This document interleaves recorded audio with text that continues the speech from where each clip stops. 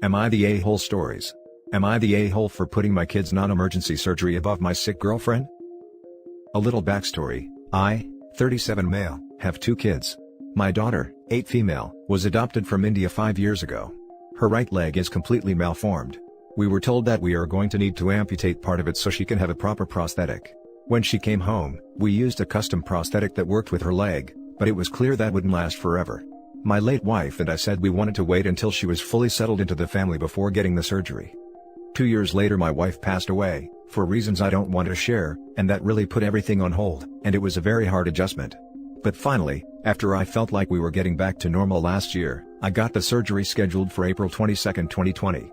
Let's just say that couldn't happen because it was non-emergency, which annoys me because yeah, she wouldn't die if she didn't have the surgery right then, but it was necessary. I also started dating my girlfriend 8 months ago. She has 3 kids who get along with my kids, and even though she's only met my kids 3 times, she's pretty nice to them. Well, 5 months ago, I finally got the surgery scheduled for February 10, 2021. Last week, my girlfriend started feeling sick. We got negative tests, but she was okay until 2 days ago. That morning, she called me and said she was feeling really sick and she needed me to come over. That was the day of my daughter's surgery. I said I couldn't come over and she got really annoyed. She kept throwing it in my face that the doctors called it a non-emergency surgery. She suggested I just drop my 8-year-old off at the hospital and then come over. I of course said no. Then she suggested I come over while she's in surgery. The surgery only takes about an hour, and I wanted to be there in case anything happened, so I again said no. The surgery went well and my daughter's currently home and resting, but my girlfriend has been ignoring me. She said to a mutual friend that I'm not even trying to make compromises here. I don't think I should have to compromise when my kid's in surgery. Am I the a-hole here? Should I have tried more to be there for my girlfriend?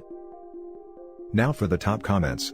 Sorry, it's a cliché around these parts, but the emergency surgery you really need is the one to remove the non-benign girlfriend from your life, permanently.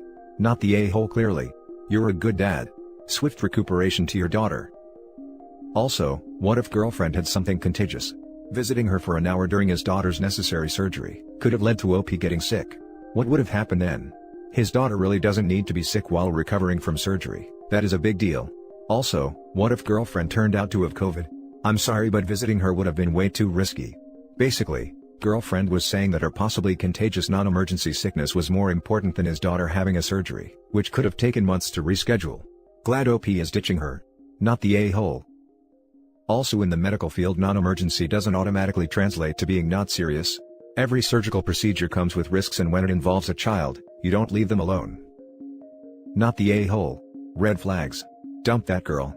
Anyone who thinks you should drop your 8-year-old off at the hospital to have her leg amputated is going to be a nightmare significant other and stepmother. Yeah, exactly.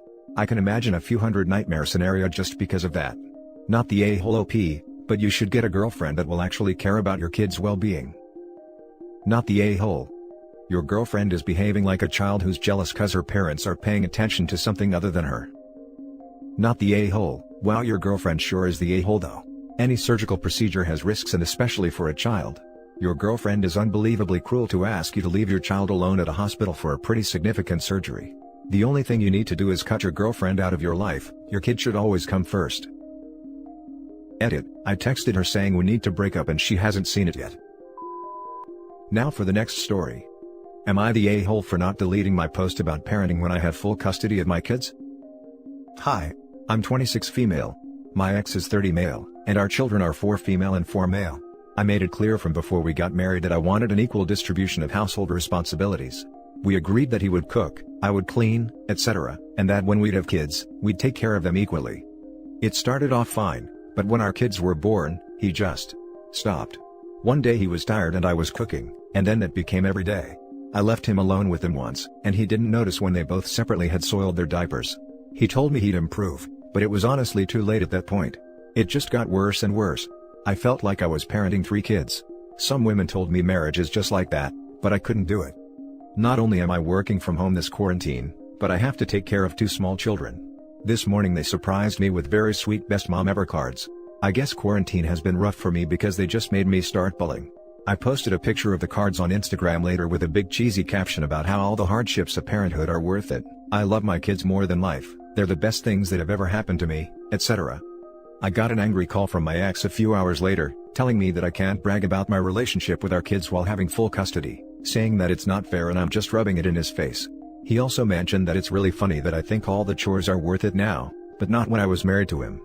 I tried to explain the difference in the situation, but he said I could never understand how he feels because I have full custody and I basically abandoned him when he was at a low point.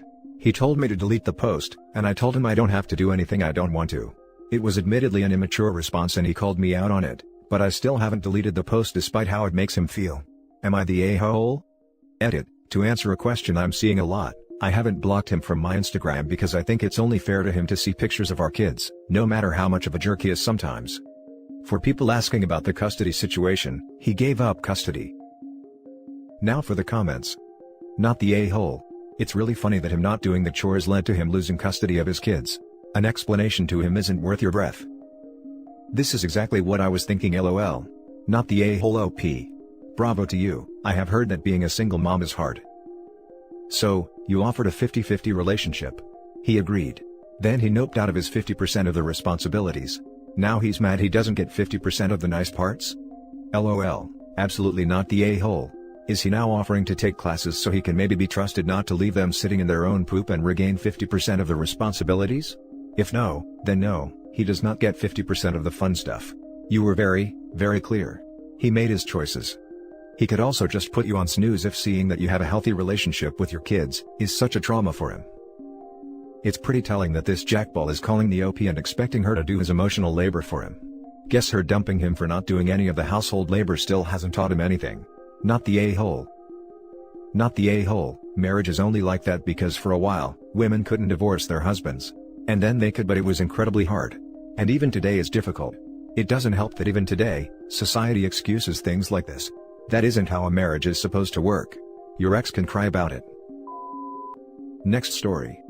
Am I the a-hole for saying I won't come to my child's birth? My girlfriend has severe anxiety about everything, but mainly social situations. She's also currently 7 months pregnant with our second child. When she was around 4 months pregnant, she started talking about how she wanted to give birth at home and how much less stressful that environment would be. She claims that all of the nurses at the hospital are rude and give her panic attacks. She also pointed out that since because of COVID, both her mom and I could be in the room rather than just one of us. I could tell when she was talking about it that she had put a lot of thought into it, and was excited about it. It's her choice. Ultimately I have no say since I can't force her to go to the hospital. I told her while it's up to her, if she chooses to give birth in our bathtub, I simply cannot support her decision. I told her that I will not be present. Literally anything could go wrong and I don't want to be a witness to it. Her mom thinks she's being silly as well, but is going to be present. My girlfriend is very angry with me and is being really quiet. She says that I should just support her, but I'm not going to blindly support her awful choices. Am I the a-hole here? Now for the comments. Everyone sucks here. OP has stated that girlfriend plans on having zero professional help for this birth and only family members will be present. OP, you need to be there and you need to hire a midwife or nurse that knows what they're doing for this home birth. It would be incredibly irresponsible for you not to do these things. Your girlfriend is being unreasonable by not wanting professional assistance with this birth. However, it's her choice whether to do it at home or a hospital. You can't force her hand there. If there will be zero professional help present, then absolutely everyone sucks here. OP needs to make sure his girlfriend and partner are in suitable hands. As someone who has been through labor, no medic/midwife present is just ludicrous and dangerous. OP should make this very clear. Info: will there be any professionals present to help with the birth? If so, and if they are prepared for anything that can happen, then you needn't be worried about it. You do have a right to give input here since it's your child, too. That said, not all fathers relish the idea of witnessing births, and if it gives you the willies, then it really wouldn't serve any purpose for you to be there. She's so anxious that she doesn't even want a midwife there. I will say though, her mom is a former nurse but she wasn't a labor and delivery nurse. I feel like people don't realize how dangerous giving birth is. Info: is there more of a plan than rolling herself into a tub when it's time to pop? Or is there an actual birth plan for if things goes awry? Is there a doula or any other kind of professional to help? OP has stated that girlfriend does not want a midwife or nurse there.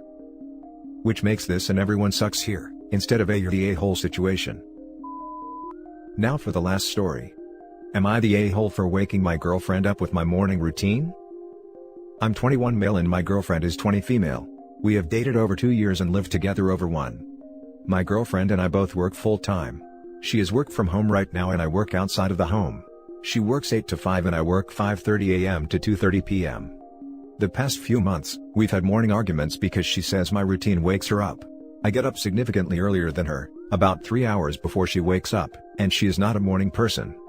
Here are her issues. My dad works at the same place as me, so usually he will text me in the morning to make sure I'm awake. He will keep texting until I answer or eventually call. I keep my phone's volume all the way up so I can hear.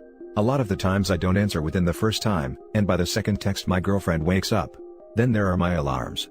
I snooze them a lot because I set them early, so when I wake up, I know I have some time to sleep still.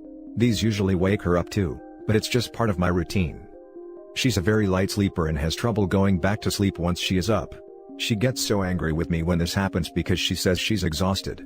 She's in college too, so she's up late doing homework usually, despite having to get up and work the next day as well.